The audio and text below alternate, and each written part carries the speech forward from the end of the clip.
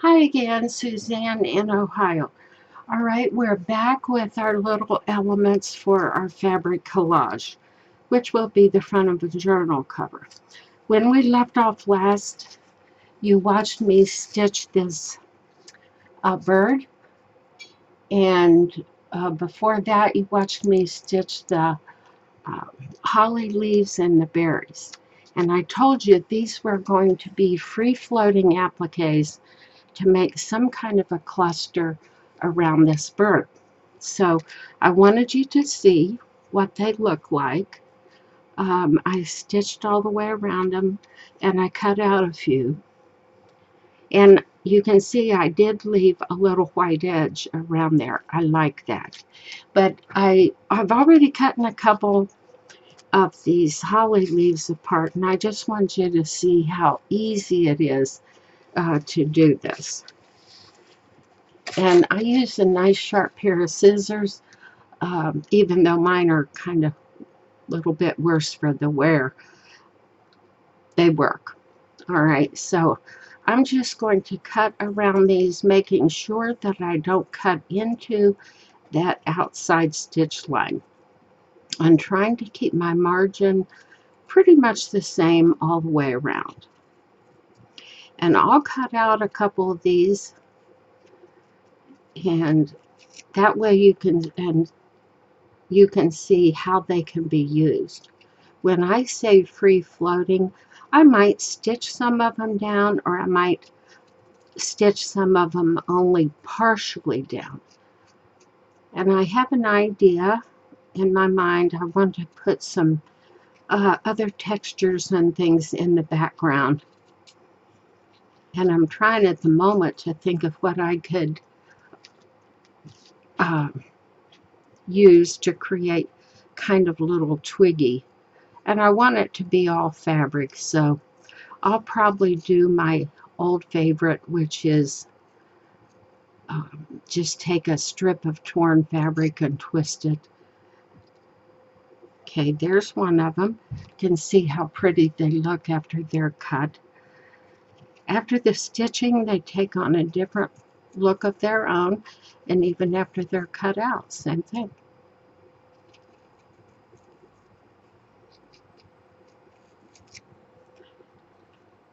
We still have worker people outside my windows. So you start hearing a big noise, that's what it is.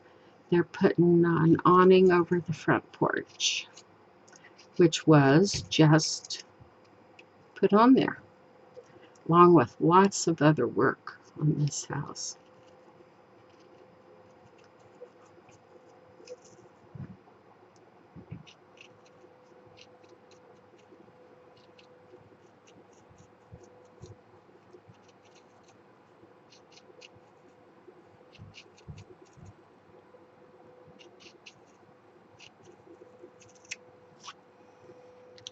Okay, there's two.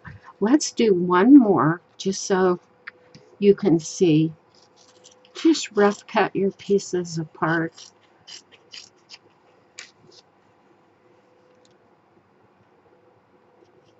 And you can see right there on that one, I made a tiny little mistake with my stitching.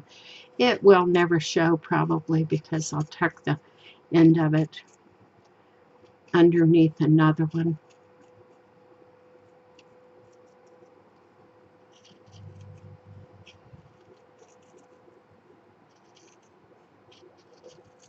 Sometimes I feel like I can be the Bob Ross of fabric art. These happy little leaves. And they do make me happy. I don't know what it is about creating. I have watched some scientific programs, and there's a different part of your brain engaged when you're creating. And of course, it releases endorphins and things, feel good chemicals. All right, so there we just have three of them and a few berries. So I just wanted to give you a simple idea of how these could be used. Now I'm working upside down, but you could do something as simple as this, and you just decide where you want them to sit. And it doesn't have to be true to form, meaning is that exactly how a holly branch looks, but it implies. And it just is so cute. Now what I would do with these, since they are free floating, I'll go along with invisible thread and stitch them down to the main journal cover. I could restitch them on my sewing machine, but then I won't hit that line exactly, and that's just too tedious for me. So I'll stitch them down by hand, and then as I work, if I want to place them a little bit differently or so, I will. Now, let's cut out one more, and then I'm going to show you an idea I had for some texture in the background. I pulled out some pieces of fibers and different things. I brought an assortment of a few of my supplies here to my sisters in a roller cart, just in case I wanted to make something and I wouldn't have to make a trip to my storage unit. Nothing says I could find it in the storage unit anyway, but because I did pack with a lot of organization. Everything's in little or medium-sized tote bags with handles on them, and they're all labeled. But by the time they all got crammed in the storage unit and shelving, who knows if I could find the one I actually wanted.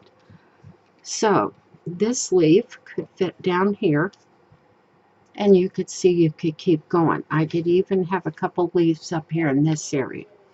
But before I actually stitch anything down, what I would want to do is decide what I want for my background. And I do want a background because it pushes the background to the background and then these leaves in the foreground.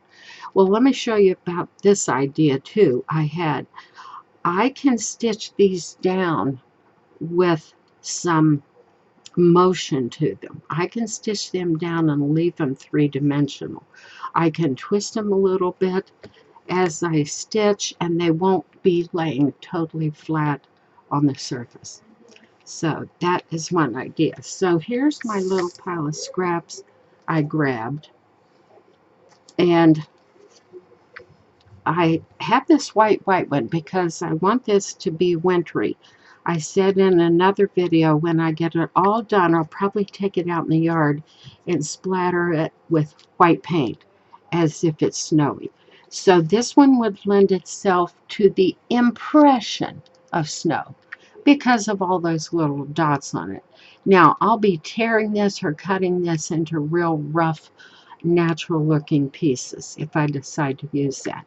I also found this little piece of black netting. Netting is wonderful to put in the background behind something else because it gives you that shadowy dark effect and again pushes it backwards. It can either be down here under some leaves or whatever. I also have this piece of dyed lace, real fine textured lace, and it is dyed in a very dark green. So I can shred that up and stitch little pieces of that. I have a lot of tablecloth crochet type stuff here that I dyed with alcohol inks. Oh boy, do I love that. Best project I ever did in my life. A piece of gauze that's dark green. And I even found this real bright one, and it really is in the same color family as the berries. So I will probably take tiny pieces of that and mix in with whatever my composition is going to be in the background, just to pull that together. I have this piece that has a tinge of that berry color to it, and it's green, more green on one side, and more berry colored on the other side.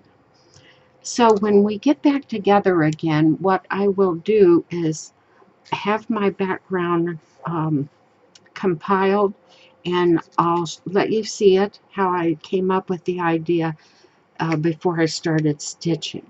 Before I start stitching down, I think I'll be back with you again. Now, on this whole concept of your own appliques, I just mentioned it several times, so I thought I would show you guys a couple of these other appliques I made a long time ago. And again, I don't have everything here, but for some reason I brought this bag, and here we have a bag of, or a bundle of mushrooms, and I made these appliques. Now I did not paint them, I used batiks to form these, and I was doing a special project and I got carried away. What can I say? I got carried away, and one piece of batik after the next, I kept thinking, oh my God, that would make a good mushroom. If you want to know how to make something simple as this, I have a video on that. Go back through my videos and find something that appeals to you. All right, so much for appliques, and when I come back again, you'll see my background, and we'll start stitching it together. I appreciate you watching. Thank you. If you enjoyed it, give me a thumbs up and a like. Oh, that is a like. Blah, blah, blah, blah, blah. All right. I'll see you soon. Bye.